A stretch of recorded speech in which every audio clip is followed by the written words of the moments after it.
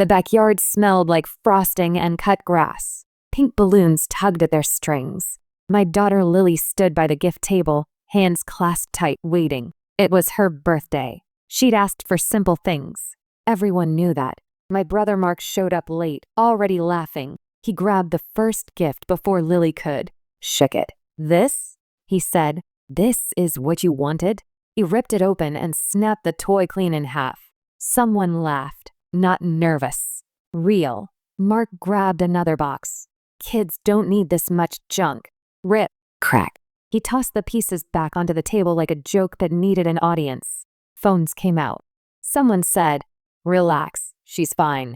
Lily didn't cry. She went still. Her fingers curled into her sleeves like she was trying to disappear. I stepped forward. My father lifted his hand. Not toward Mark. Toward me. "Let it go," Mark said, grinning at Lily. "She needs to toughen up anyway." No one told him to stop.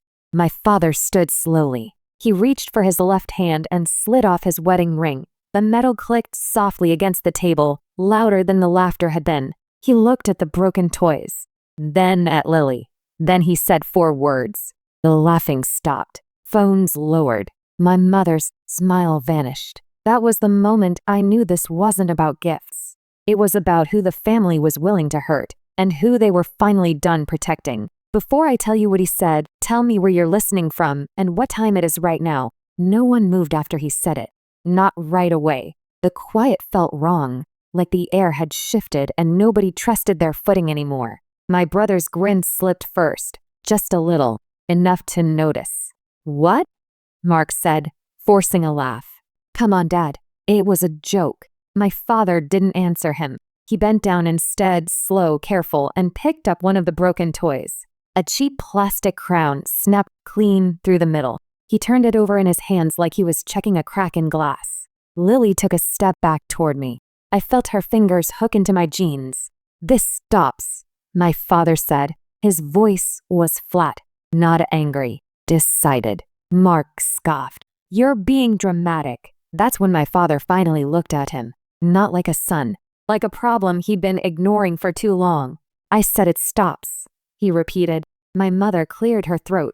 "Let's not ruin the day," she said quickly. "She's just a child." My father nodded once. "Exactly." He placed the broken toy back on the table, then slid his wedding ring into his pocket. That small movement landed harder than his words. My mother noticed. Her face changed. Fear came before understanding. Mark opened his mouth again, ready to push. My father cut him off. "If you laugh again," he said, "you leave. No yelling, no warning signs. Just a line drawn in front of everyone." That was the first time I'd ever seen my brother hesitate. And the first time I understood my father had already chosen what came next. Mark didn't leave. Not yet. He sat back down hard, jaw tight, pretending he'd been wronged. The laughter didn't come back.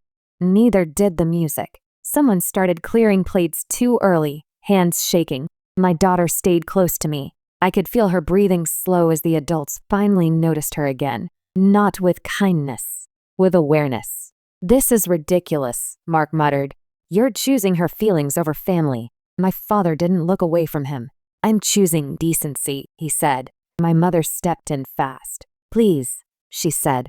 "Not today. Let's just finish the party." Finish. Like this was something you could wrap up and forget. Mark leaned forward, voice low. "You've always let her get away with being sensitive. That did it." My father stood fully now. No hesitation. He took the ring from his pocket and set it on the table, right next to the broken toys. Gold against plastic. Commitment next to damage. "I won't be married to this," he said. 4 words. Flat. Final. My mother froze. "What do you mean?" "I mean," he said, "if this is what we excuse, I'm done excusing it." No one argued. No one laughed. The rule had changed and everyone felt it. Mark stood, red-faced. "You're overreacting." My father shook his head. "I waited too long," he said. "That was when I understood the ring wasn't about marriage. It was about accountability." And the moment it hit the table, the family stopped pretending nothing was broken. The party ended without anyone saying it was over. People just drifted, picking up bags, avoiding eye contact, leaving behind half-eaten cake and questions no one wanted to ask out loud. My mother disappeared into the house. Mark stormed out through the side gate, muttering to himself. No one stopped him. My father stayed where he was. He crouched in front of Lily and held out his hand. "I'm sorry," he said to her. Not for the gifts, for the moment, for how long it had taken. She nodded, still quiet, still processing, and handed him one of the broken pieces like it mattered. He took it seriously. Inside, my mother finally spoke. Her voice was sharp, scared. "You embarrassed him," she said, "in front of everyone." My father didn't raise his voice. "He embarrassed himself," he replied. We just stopped laughing. That's when it hit me how long this had been going on. The jokes, the roughness, the way Mark was allowed to cross lines because it was easier than correcting him, easier than admitting we'd let it happen. My mother sat down hard. "You can't just throw everything away over one moment." My father looked at her, tired. "Clear." "It wasn't one moment," he said. "It was years." No one argued after that. That night, after everyone left, my father packed a small bag, not angrily, carefully, like someone finally acting on a decision they'd already made inside. He kissed Lily on the head. Then he looked at me. "I should have done this sooner," he said. I believed him, because for the first time, he wasn't choosing peace. He was choosing what was right. The house felt different once he left. Not quieter, heavier, like something important had been removed and the space hadn't figured out how to adjust yet. My mother stayed in the bedroom the rest of the night. The door closed, the lights off. No explanations offered. Lily fell asleep early, clutching one unbroken toy she'd saved from the pile. I sat beside her bed longer than usual, watching her chest rise and fall, replaying the way she'd gone still when everyone laughed. That image stuck harder than anything Mark had said. The next morning, the calls started. First, my aunt. "Your father's being dramatic," she said. "He'll cool off." Then my cousin. "Mark didn't mean it. He jokes like that with everyone." No one asked how Lily was. My mother finally came out mid-morning, eyes red, voice clipped. "He's staying at a hotel," she said. "He wants space." Space. The word people use when consequences scare them. Mark texted me once. "Did you really let him do this?" Like I'd pulled the ring off my father's hand myself. I didn't reply. Instead, I took pictures of the broken gifts. Not for revenge. For a record. For the quiet reminder that this wasn't a misunderstanding. It was damage. That afternoon, my father came back briefly to grab more clothes. He moved through the house calmly, like someone who'd already accepted the cost. Before he left again, he looked at me. "This doesn't end quickly," he said, "but it ends clean." I nodded. For the first time, I wasn't afraid of what would happen next. I was relieved someone had finally drawn a line and refused to erase it. By the end of the week, the story had split into sides. On one side, people said my father had overreacted, that Mark was just being Mark, that families don't break over toys. They said it like context erased impact. On the other side was silence. My father didn't call my mother. He didn't explain himself to anyone. He checked on Lily once a day. Short calls. Gentle questions. No pressure. Just presence. Mark, on the other hand, got louder. He posted jokes online. Shared memes about soft parents and kids these days. He wanted the laughter back. He wanted proof that what happened didn't matter. It didn't work. People stopped engaging. Not dramatically. Just less. Fewer comments. Fewer laughs. The kind of pullback that tells you something shifted and no one plans to fix it for you. My mother tried once more. She sat across from me at the kitchen table, hands wrapped around a cold cup of tea. "He didn't mean to hurt her," she said. "You know that."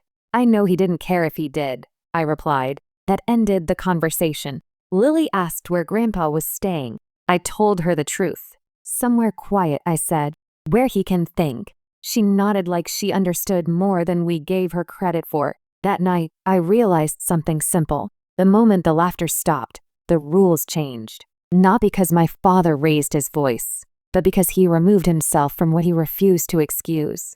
And once that happened, the family had to decide who they were without his silence holding them together. The next time my father came by, he didn't come alone. He brought a folder. Plain. No label. He set it on the counter like it weighed more than paper. I've been quiet for a long time, he said. That ends now. Inside were notes, dates, things Mark had broken, said, laughed off. Not just to Lily, to cousins, to my mother, to me. Patterns written down because pretending they were isolated moments had stopped working. My mother read the first page and closed the folder. Why are you doing this? She asked. Because silence protected the wrong person, my father said. Mark showed up that evening, uninvited, already defensive. So this is a trial now? He scoffed. No, my father replied. It's a record. That word changed the room. Mark tried to laugh it off. You're choosing her kid over your own son. My father didn't hesitate. I'm choosing behavior, he said. You can come with it or stay behind. For the first time, Mark had nothing ready to say. The folder stayed on the counter when my father left. Not as a threat, as proof. Later, my mother asked if this meant the family was broken. I told her the truth. No, I said. It means it stopped pretending. And for the first time since Lily's birthday, I felt something settle instead of tighten. Because accountability, once named, doesn't need shouting. It just needs someone willing to stand by it when everyone else is uncomfortable. The house didn't explode after that. It went quiet in a different way. Not tense. Cautious. Like everyone was afraid to move the wrong piece and reveal what they'd been avoiding. Mark stopped coming around. No announcements. No apologies. Just absence. My mother told people he was busy. She said it like that explained everything. My father kept his distance too, but it felt intentional, not emotional. He checked in on Lily. He checked in on me. He didn't check in on excuses. One afternoon, Lily asked if her uncle was mad at her. That question landed harder than anything else. No, I told her. He's mad because someone finally said no. She thought about that for a moment, then nodded. Kids understand fairness faster than adults pretend to. A week later, my mother tried to bring things back to normal. Sunday dinner. Neutral conversation. A soft reset. She didn't invite Mark, but she didn't mention why. My father didn't come. When she asked me where he was, I said, he's keeping his word. She didn't like that answer. Later that night, she called him. I could hear her through the phone, crying, bargaining, promising things would be different. My father listened, then said one sentence and ended the call. He said the line stays. My mother told me quietly. For the first time, I saw fear in her eyes. Not of being alone, of having to live without someone smoothing things over for her. And I realized something important. The family wasn't falling apart. It was being forced to stand without leaning on the person who'd been holding it up. The shift showed up in small places first. Mark stopped being the punchline that everyone worked around. Without my father stepping in to soften things, his behavior stood on its own. People corrected him, or they left the room. The laughter he depended on didn't come back. My mother tried to compensate. She hosted more dinners, smiled harder, told stories about the past, like nostalgia could glue things together again. But without my father there to absorb the tension, the gap stayed visible. One evening, she finally said it out loud. He chose your side. I didn't correct her, because this had never been about sides. It was about limits, and the fact that we'd all benefited from not having any. Lily started sleeping better. No nightmares. No questions about whether she'd done something wrong. She played with the toys that hadn't been broken, careful but lighter, like she trusted the ground again. That was when I stopped doubting the cost. My father and I talked more. Not about the family, about ordinary things. Work, weather, plans. He sounded steadier every time. People think silence keeps peace, he told me once. It just delays the damage. Mark texted him late one night. Long message. Defensive. Apologetic in the way people are when they want access restored. My father didn't reply. The next morning, my mother asked if he'd forgiven Mark. He hasn't been asked to, I said. And for the first time, she didn't argue. Because some lines, once drawn, aren't meant to be negotiated. They're meant to be respected. The ring stayed off. Weeks later, my father met us at a park near Lily's school. No speeches. No explanations. He watched her run, laugh, fall, get back up. Normal things. Safe things. The kind of moments that don't need permission. My mother didn't come. She called that night instead. Her voice was quieter than I'd ever heard it. I didn't think it would go this far, she said. My father didn't argue. It already had, he replied. That was the last time he explained himself. Mark never apologized. Not really. He sent a message once, short and careful, asking if things could go back to how they were. My father didn't answer. Neither did I, because how they were depended on someone always swallowing the damage. Life adjusted. Holidays became smaller, calmer, not happier in a loud way, but steadier. Lily stopped flinching when adults laughed too hard. She stopped watching faces for approval. One afternoon, she asked why Grandpa lived somewhere else now. Because he chose to protect you, I told her. She accepted that without question. Looking back, I understand why those 4 words mattered so much. They weren't about anger or punishment or even family. They were about refusing to stand next to cruelty and call it love. The day my father took off his wedding ring wasn't the day our family broke. It was the day the pretending finally ended. And nothing that came after needed to be loud to be permanent.